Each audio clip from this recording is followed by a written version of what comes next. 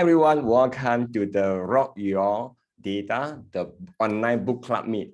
And thank you for everyone for joining the session. And today we're going to pick one of the options, and so that we're able to go a bit deep dive and you're able to experiment. If I say in between you have some questions, feel free to ask. So on the very beginning, this one, I will just go through the step. And then you can just follow step by step. And if there are some questions you're not quite sure, you can ask me in the session. So now we will go through the second part. Inside the Rock Your Data, I think, okay, let's see. This, which page? On the page 29. 29, it says no blank rows and columns. And sometimes the blank rows and column, it looks very innocent, but sometimes it's really, really troublesome. So let me show you my sample data, and then you are able to appreciate why this thing is not really working so well. So this is the file I have. And sometimes this could be system, the things you export from a system, or sometimes people, they tend to do this manually. For example, I'm doing this kind of data entry or data collection manually. This is the data I have, and this is supplier, and this is the location of the storage.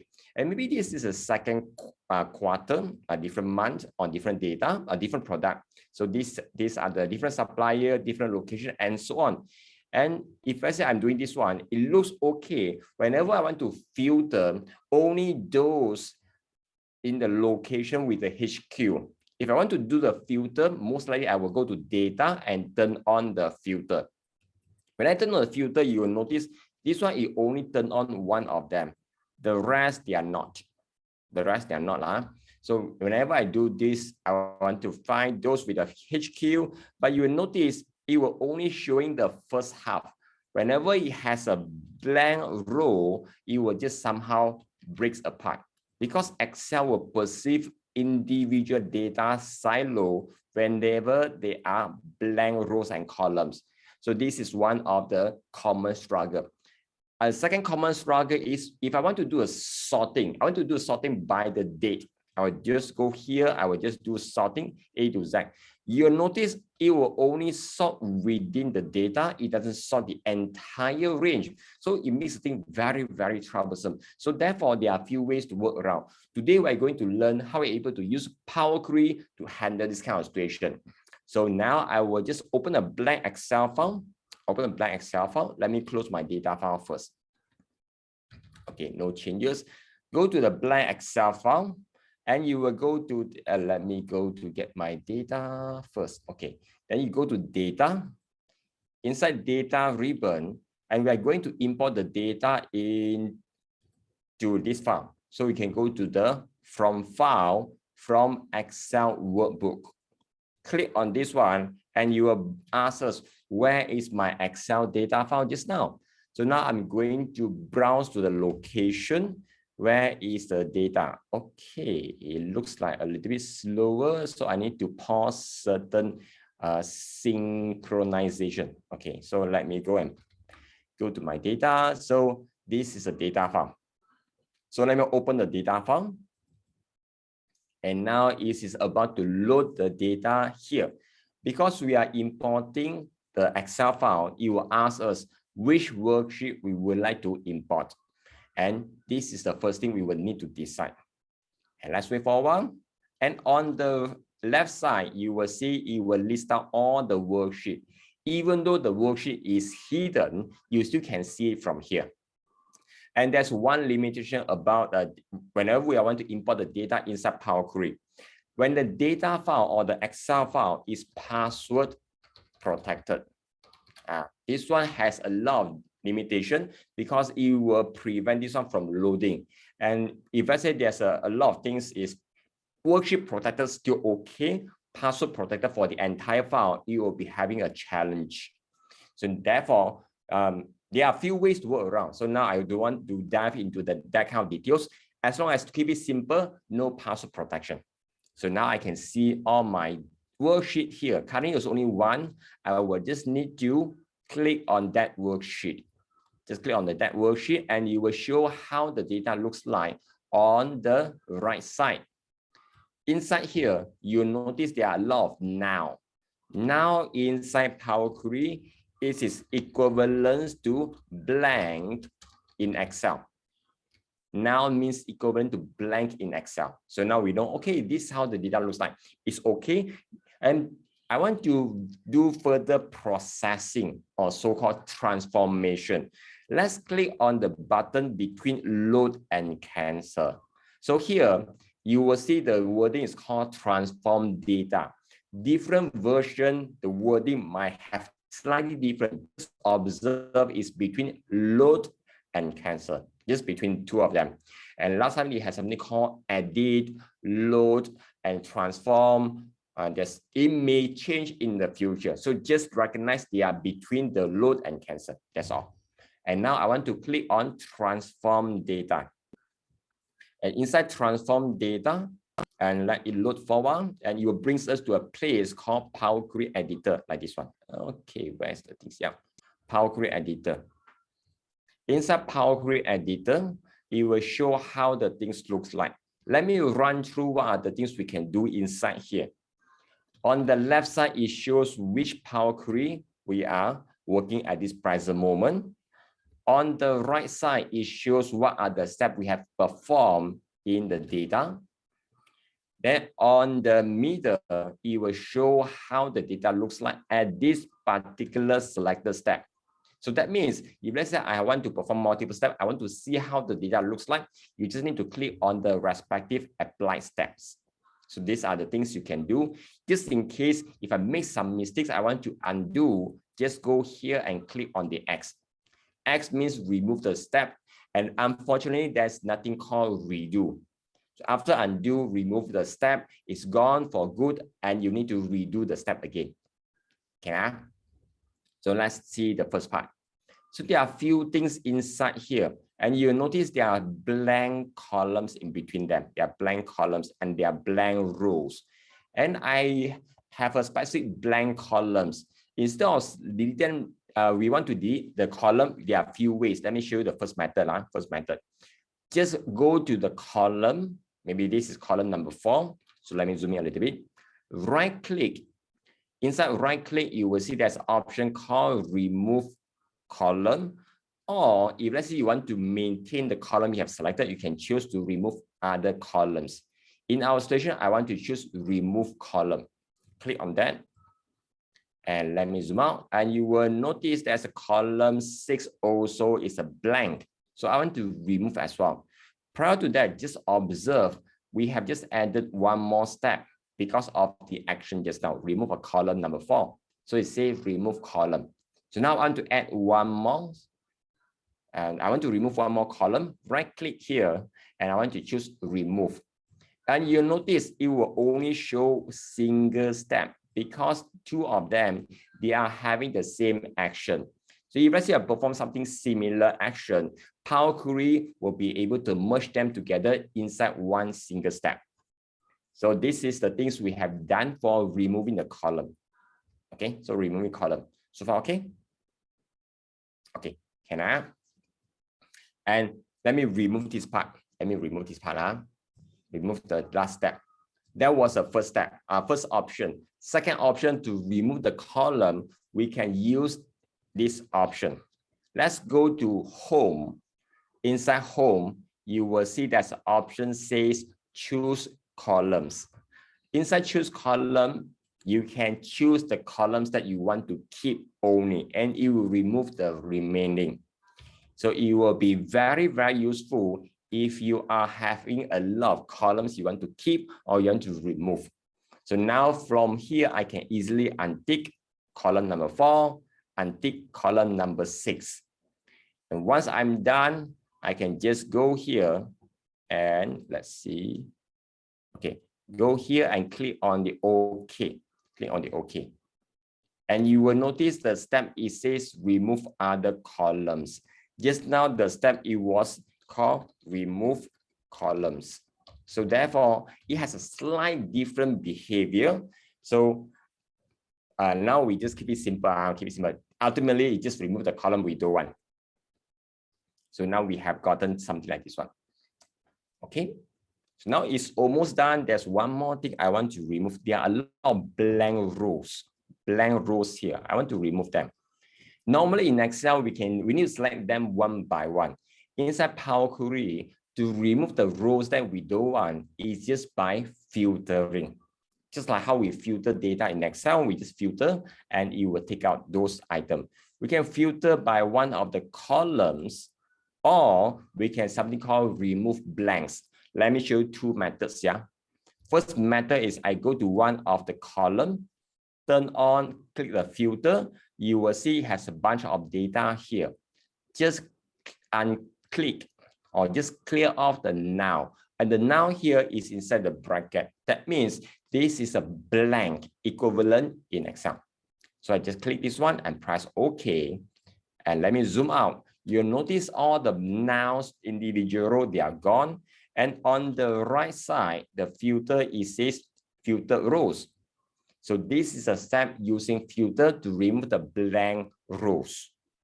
So let me remove this one and show you another option. Let me remove the last step. Another option, I can go here, go to the home and go towards the middle. There's something called remove rows. Click on the remove rows. There's something called remove blank rows. Click on remove blank rows and you'll notice everything is gone. And the step name, they are a bit different. Just now it was filtered row. Now it says remove blank rows. Okay, so this is done. We are almost done with this one. So let's double check on the data. Okay, looks everything perfect, no error with the data. And now I want to bring the whole thing back to Excel. We want to go to the home ribbon and click on close and load. Click close and load. You'll bring the whole thing back to Excel and it will load for a while. And once it's ready, it will show on the screen like this one. Ta-da! Job done. Okay. Hopefully you are able to follow. So far, okay, Ken? Any questions? Am I going too fast? Yeah. No reaction. Some people will be asking, time, what if there are some update in my data? What will happen? Okay, let me show you. If I say I go back to my data file, if there are some updates inside my data, what will happen in my so-called the Power Query transformation? Now I want to go to this very end. I want to add something here. Just presume I want to maintain something like this one. I will just let me copy multiple, copy and paste it here. Okay, we have Hotel Juliet, and I want to change the name called Kilo Lima, and I want to Kilo again. Okay, something like this one. And the number I want to put 888. Easy to recognize. And same with the supplier, I say this is super supplier. Okay, and the warehouse location is, I say, my home. Okay, I just do something a bit easy, a bit funny one. Once I'm done, save the file. Save the file. And I go back to my Power Query after I save the file. And it's not necessary to close it, but it depends. Sometimes Power Query requires the file to be closed. Sometimes it doesn't. Okay, because it's sharing violation. Okay, because the Power Query is opening the file. Okay, so now I want to go back here. I want to close my Power Query, and now I want to save my Power Query so that later on I can open it again. So I need to go and browse to a different location. I need to go to this location. Okay, I want to say this is WIP, work in progress. Okay, I saved that one. And now I want to save the changes on this one. Save again. Okay, it's asked for the saving of the file, replace it. I save it back to the same data file. So let's wait for a while.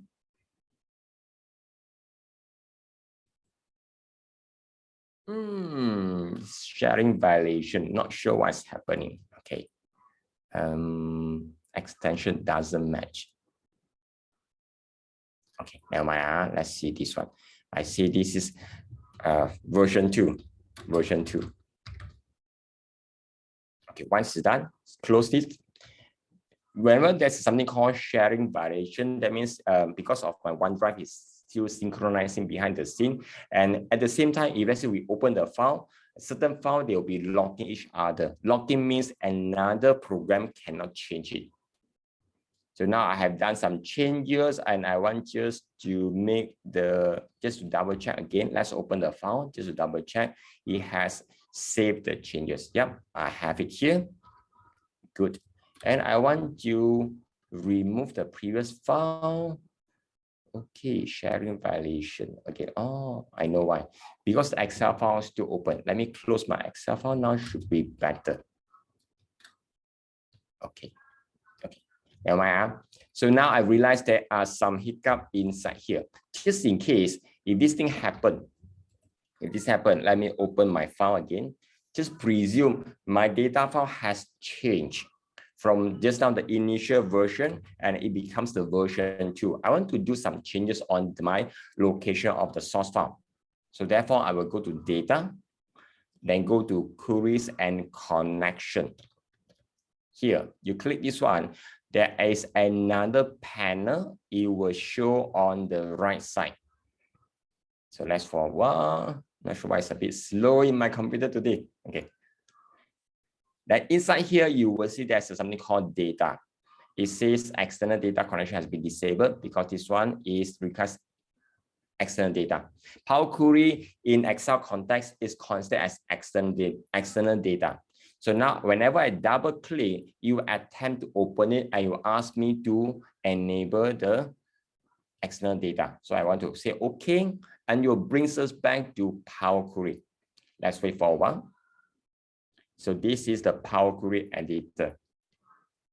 And now I'm going to share with you how you're able to change the data source from the previous location to a brand new location. So I can go to the source. Inside the source, you will see there's an option called setting. Alternatively, you can just double click it or you can click on the setting here. So now, whichever method it works, they are the same. Whenever you double click, it will show the screen for you to prompt where is your data file. So now I realize I just need to change the file name with version 2 at the back. If let's say you're not quite sure, you can just always go and browse and pick the correct file.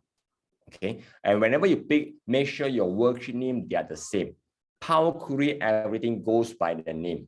And then Power Query is case sensitive. So that means if let's say my worksheet name just now, if my worksheet name is called data, in the next round, I call data, just a different alphabet. Towards Power Query, they are no longer the same. So it will not able to find it. Just be careful. This is a lot of people struggle in Power Query because of case sensitive. Just beware of this one. Whenever something not working so well, just double check on the cases. Okay, now we have changed the file name.